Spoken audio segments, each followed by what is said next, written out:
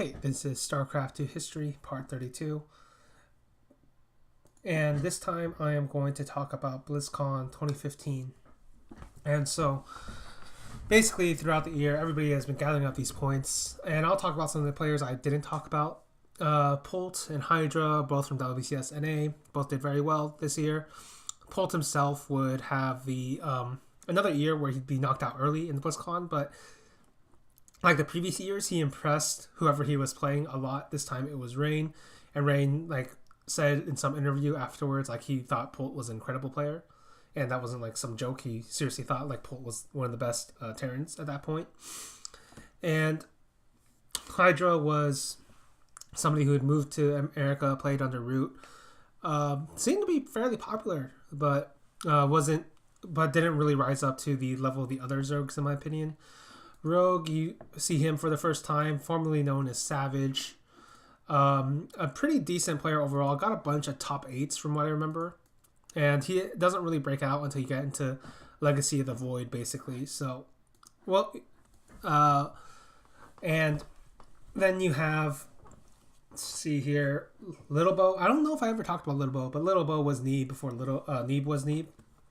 And so, what I mean by that is he had a very high level of execution, very crisp build orders, a Protoss player, but didn't really have Neeb's mentality.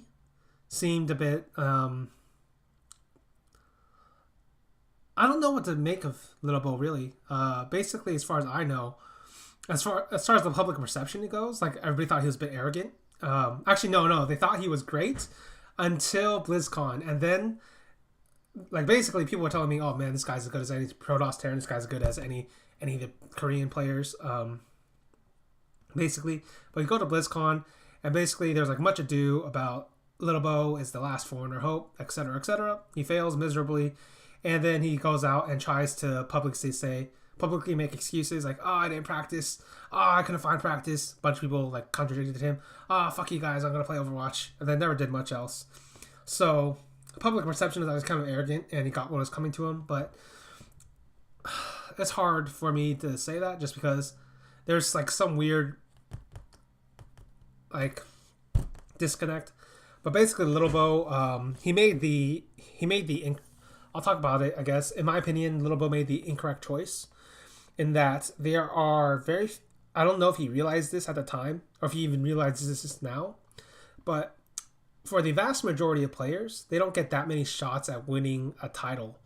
And this was Little Bo's best chance to ever win a title was BlizzCon 2015.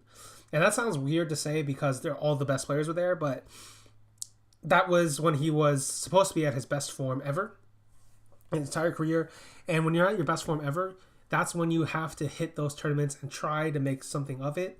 Because if you don't, there's no guarantee you'll keep that form.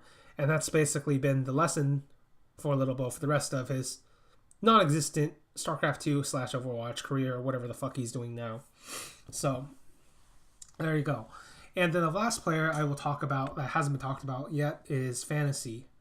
And Fantasy, by this point, he was fucking done with Kespa. And he was just exhausted with the entire thing. As far as I know, basically the end 2014, moves to Dead Pixels 2015, travels a lot, and Fantasy is an interesting player in StarCraft 2 terms because it's not like he had no victories, he had no deep runs, nothing was that impressive, but if you just look at the games, he was an incredibly entertaining player, and he fought with desperation, and that's something I like out of my lower tier players, is desperation to win, desperation to keep trying, desperation to keep going. That is something I can respect. That is something I can get behind. Unlike Little Bo, who made excuses, but Fantasy was the opposite of that. Fantasy was a guy who fought to the very fucking end. And even though he was a Brood War champion, he was still trying very hard in StarCraft 2, and I've always respected him for that. Now, I will say, if I had a choice, I'd wish he'd played Brood War. I'd just keep playing Brood War.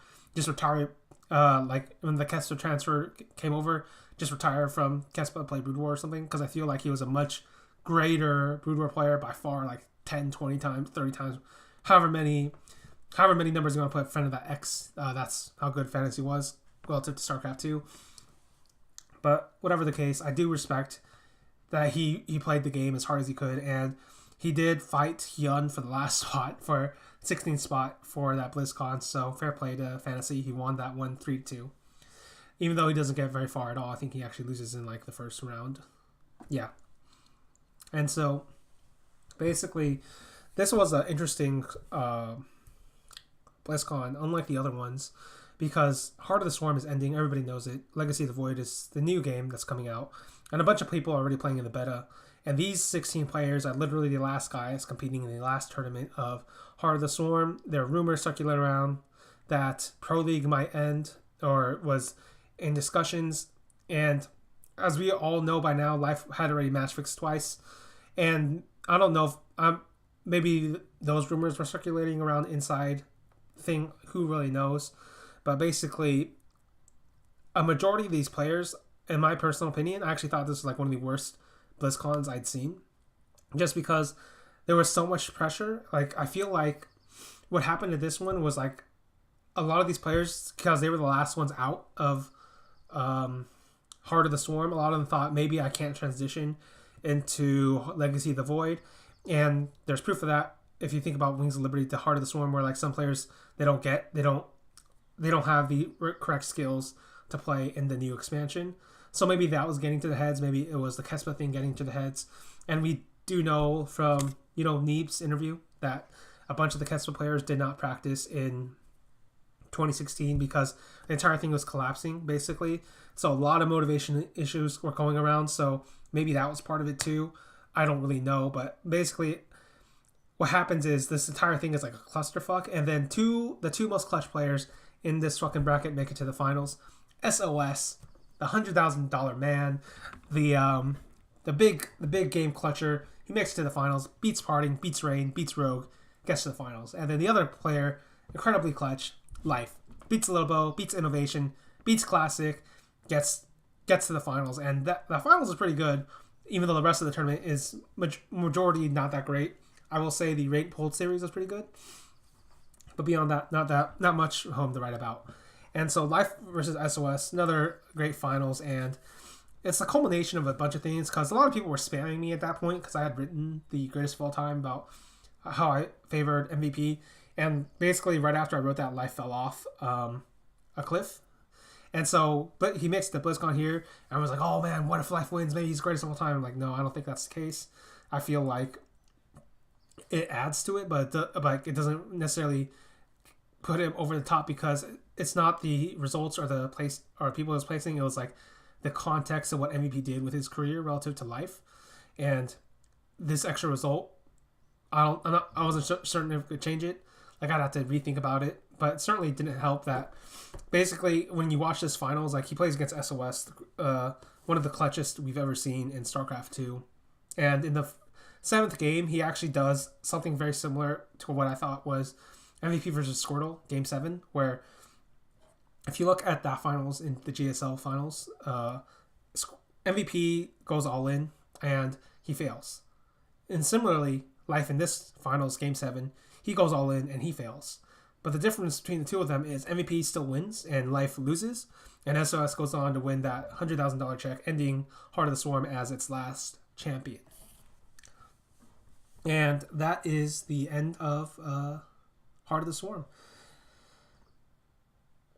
Pretty fucking crazy, right? And basically, it was such a critical moment in StarCraft 2 history, and it feels like the bookend should have been Life should have won, but I'll get back to that in the last video of StarCraft 2 history, which will be the next one, just a post-mortem of why I did all of this. But basically, SOS stops Life at the very end, and then you go into Legacy of the Void, and all that shit starts going down, basically, with everything. So, I'll see you guys later.